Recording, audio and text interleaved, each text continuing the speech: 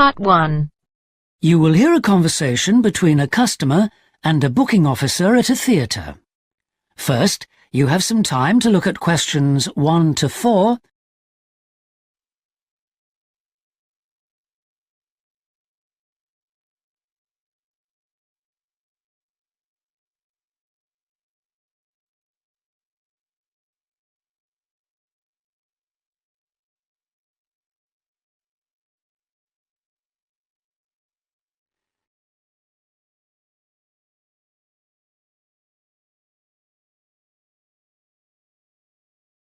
Listen carefully and answer questions 1 to 4. Hello, Theatre Royal Plymouth? Hello. I'd like to make a booking, please. Yes. What is it you want to see? The Imposter. Right. And which day did you want to come? Friday the 25th. Just a moment and I'll check availability on the computer. Oh, sorry, we're fully booked for that performance. Oh dear. What about the following day then? The 26th? Yes, that's okay. We've got 2 performances on that day, one at 3:30 and one at 7. Which would you prefer? Oh, the later one, please. How many people? Well, there are 4 of us. Are there any concessions? Any children? Oh, I'm not sure. My daughters are 15 and 12. Do they get concessions? Only the 12-year-old, I'm afraid. So that's 1 child and 3 adults. Any idea where you'd like to sit? Stalls or circle? Tickets for the stalls are a bit more expensive. £12 for adults and £8.50 for children. The circle costs £10.50 and £6.50. Do you get a good view from the circle? Oh, yes. And in fact, we've got some seats left at the front, if you'd like those. Right. We'll go for those then. Right, that's seats A21 to 24 then. They're very good seats. That sounds fine. So let's see, that comes to £38 altogether for the tickets. How do you want to collect them? Shall I put them in the post? They'd be sent today by first-class mail and there'd be an additional charge of £1 to cover postage and administration. Or do you want to get them from the box office yourself? Oh, yes. Could you send them, please? No problem. That'll be £39 altogether. Before you hear the rest of the conversation, you have some time to look at questions 5 to 10.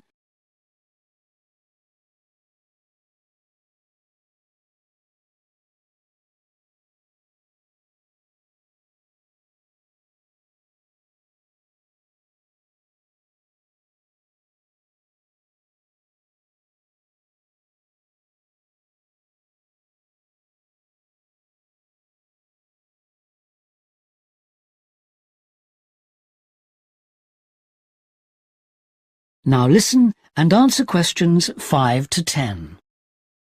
Could I just take your card details? What kind of card is it? Visa? Switch? MasterCard. OK. And the number? It's 3290 5876 4401 2899. 2899. OK. And the name on the card, please? It's Mr. J. Whitton. WHITTON. N for never or M for mother? N for never. Thank you. And now I've nearly finished, but I just need your address and postcode. Yes, it's 42 South Street. OK. Is that Plymouth? London. And the postcode? It's SW2 5GE. That's fine then. The ticket should be with you tomorrow. Is there anything else I can do for you? Yes, I was wondering if I could get regular information about what's on. Certainly. I can just add your name to our mailing list. Would that be OK? That would be very good. Yes, please.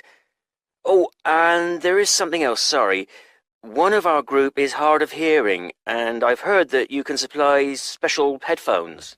That's right. As long as you tell us in advance, we can always do that.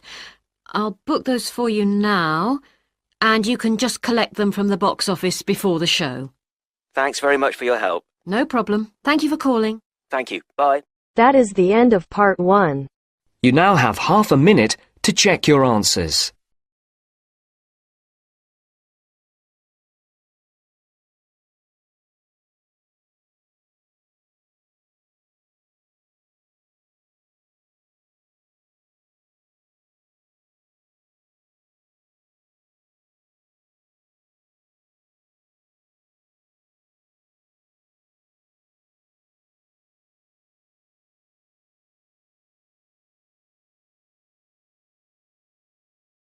Now turns to part 2. Part 2.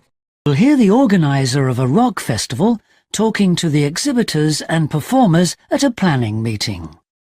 First, you have some time to look at questions 11 to 17.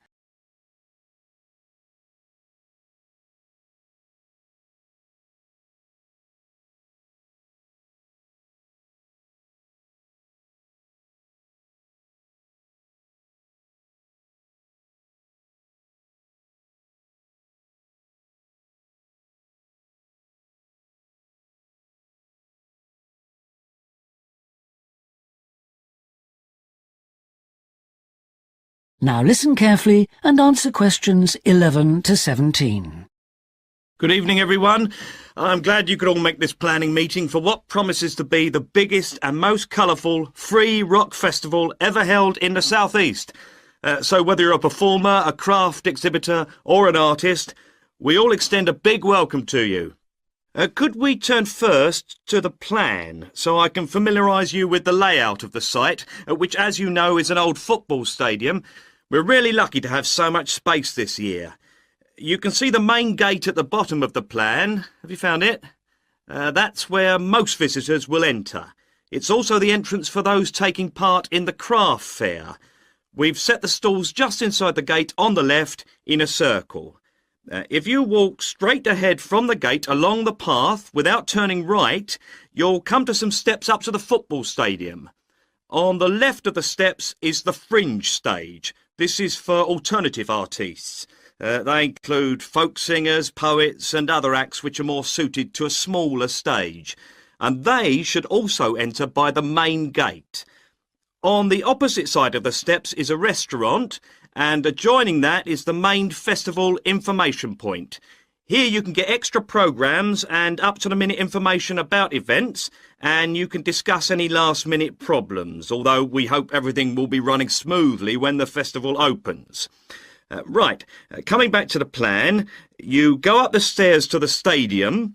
The entrance for the rock bands is on the far side, and on your right is the main stage, which will have powerful illumination and amplification throughout the weekend. There will probably be TV vehicles adjacent, that's in this area only, for recording purposes. If you look at the outside of the plan, you can see a third gate for exhibitors, opening onto a side path. A little way down the path, before you get to the trees, is the building where the art exhibition's being housed. Then, finally, there's just one more building marked on your plan, quite near the main gate. It's divided into lock-up garages, so I hope you now feel quite familiar with the main festival area. Before you hear the rest of the talk, you have some time to look at questions 18 to 20.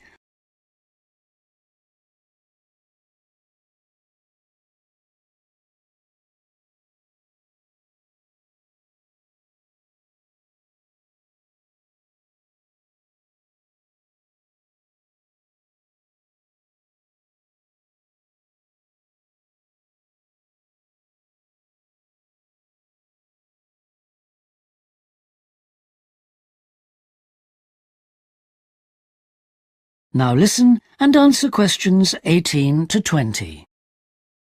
We also hope that you'll have received your welcome pack.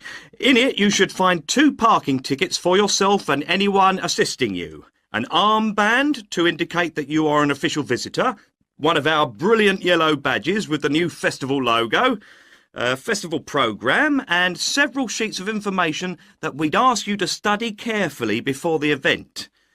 Please could you note that all setting up of stalls, displays and so on should be completed by 9:30 a.m. and that, unfortunately, we won't be able to allow any vehicles to enter the festival area after that time.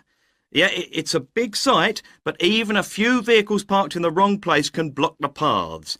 With crowds of people, and we are expecting several thousand, this can merely be a nuisance. But if there's an emergency and access for an ambulance is blocked, the situation will become not just annoying, but also dangerous. And don't forget, it could be your mother or your child who needs help. Several exhibitors and craftspeople have asked us if any provision can be made for overnight storage of tables, chairs and display items rather than having to take them home and bring them again. We're pleased to say that a limited amount of space has been made available in the building near the main gate.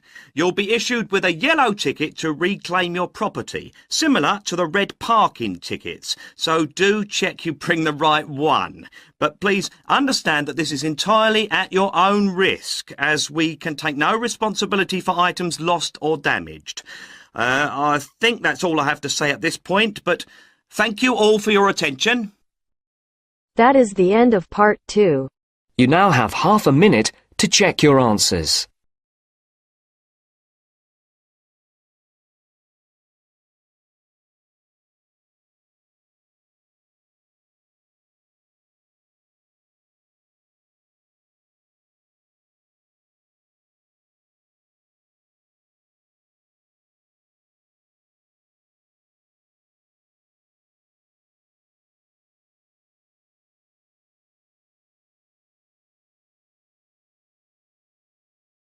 Now turns to part 3.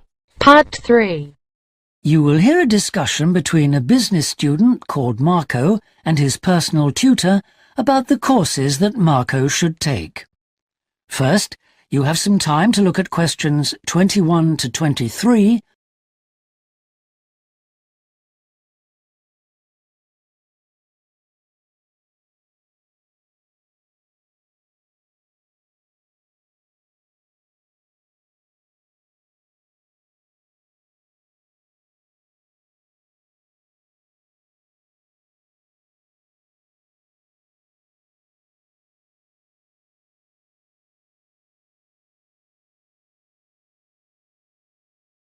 Now listen carefully and answer questions 21 to 23.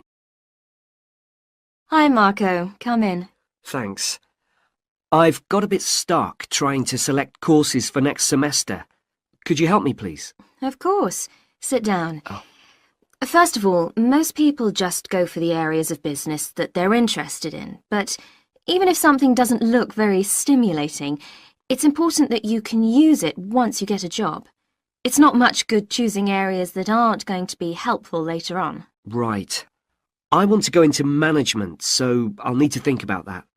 And should I start specialising in a particular area yet? I don't think that's wise at this stage. It's better to aim for a wide variety of subjects, especially as management covers so many possibilities. You shouldn't be limiting your choices for later on. Yes, I see. You should also look at how the course is made up. Will you have regular seminars and tutorials, for example, as well as lectures? OK. Some of the lecturers are quite big names in their fields, aren't they? Mm-hmm. Should I aim to go to their courses? Well, remember that the lecturers who aren't well known may still be very good teachers. I'd say we have a consistently high standard of teaching in this department, so you don't need to worry about it. Before you hear the rest of the discussion, you have some time to look at questions 24 to 30,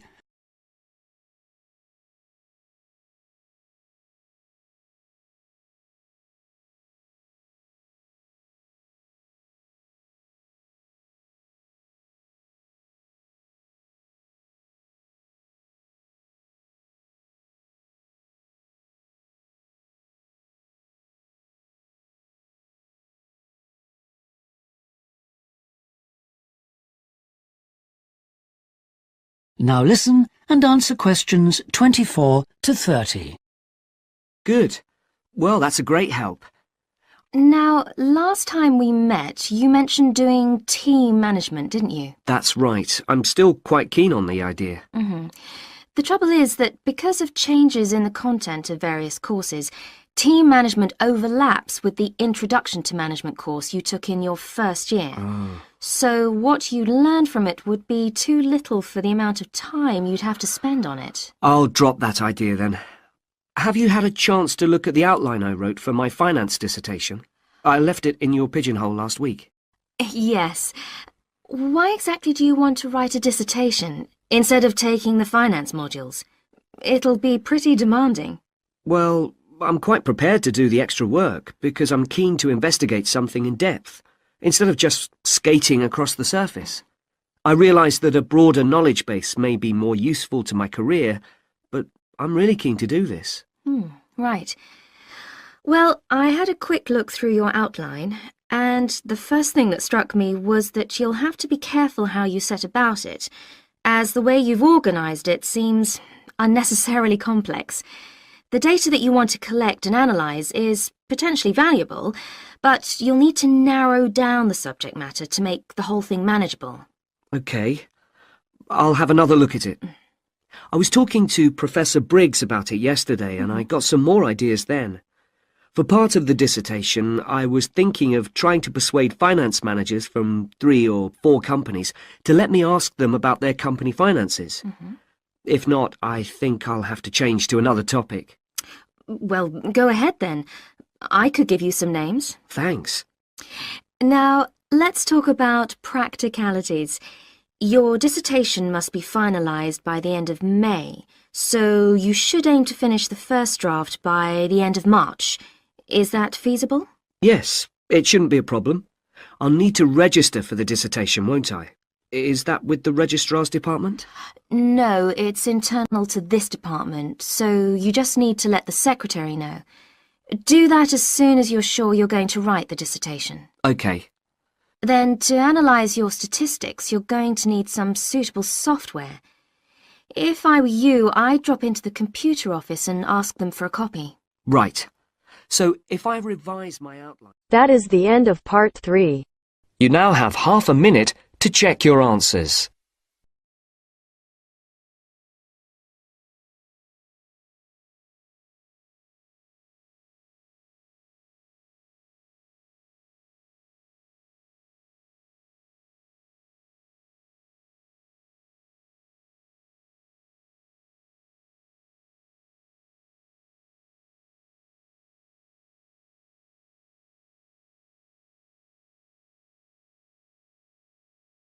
Now turns to part 4.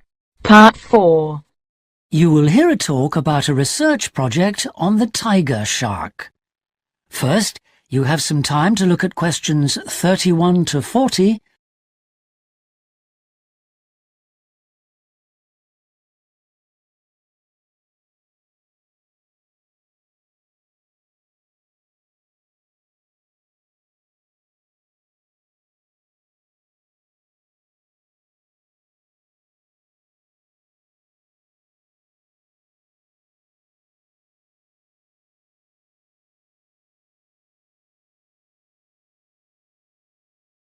Now listen carefully and answer questions 31 to 40. Good morning, everyone. Today I'm going to talk about the research project I've been involved in on the tiger shark. First of all, some background information.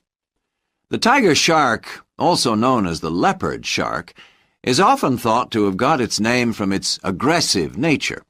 But in actual fact, it's called that because it has dark bands, similar to those on a tiger's body. It is a huge creature, growing up to lengths of 6.5 meters. It can be found just about everywhere throughout the world's temperate and tropical seas, but it is most often found along the coast rather than the open sea. In terms of feeding, tiger sharks tend to be most active at night and are solitary hunters. Their preferred prey includes other sharks, turtles, seabirds, and dolphins, to name but a few. However, it's not uncommon to find garbage in its stomach. This is because it tends to feed in areas such as harbors and river inlets, where there is a lot of human activity. Now to the project itself. We are particularly interested in some studies that have been done in the Rain Island area. Observations here have shown that there is a large population of tiger sharks present in the summer during the turtle nesting season. However, during the winter months the sharks disappear. So we decided to do some of our own research there. The first step was to tag a number of sharks so that we could follow their movements. To do this, we first needed to catch the sharks. Early in the morning, we baited lines with large bits of fish and set them in place. These lines were then checked every 3 or 4 hours. If no sharks were caught, the baits were replaced. Once a shark had been caught on one of the baited hooks, it was pulled in close to the boat and secured so that we could carry out a number of brief activities to aid our research. This usually took no more than about 10 minutes and was carried out as carefully as possible to minimize any stress to the shark. Each of the tiger sharks that we caught was measured and fitted with an identification tag, and also a small amount of tissue was taken for genetic studies. For some larger sharks over 3 meters long, we also inserted into the belly a special acoustic tag capable of sending satellite signals, while on other large sharks we attached a camera to the dorsal fin to enable us to study the behavior and habitat use of the sharks. After this, the shark was released, and we were able to follow its movements. So what was the purpose of all this tagging? Well, while we were already familiar with some aspects of the tiger shark's behavior and food sources, what we hoped to do in this project was to see exactly what factors affected the migration patterns of tiger sharks and whether it was, in fact, food, weather, and reproductive needs. These are some of our findings. On February 21st, a large female shark, whom we named Natalie, was attracted to our research boat at the northern tip of Rain Island and fitted with one of the satellite tags I've just mentioned. No transmissions were received from Natalie between April 2nd and April 29th, indicating that she didn't surface to feed during this period. The area in which she was last reported is very shallow, suggesting that she may have changed her feeding preferences during this period to focus on prey found on the sea floor. We also made a number of other discoveries, thanks to the various transmitters we used. It seems that tiger sharks move back and forth between the ocean floor and the surface quite often.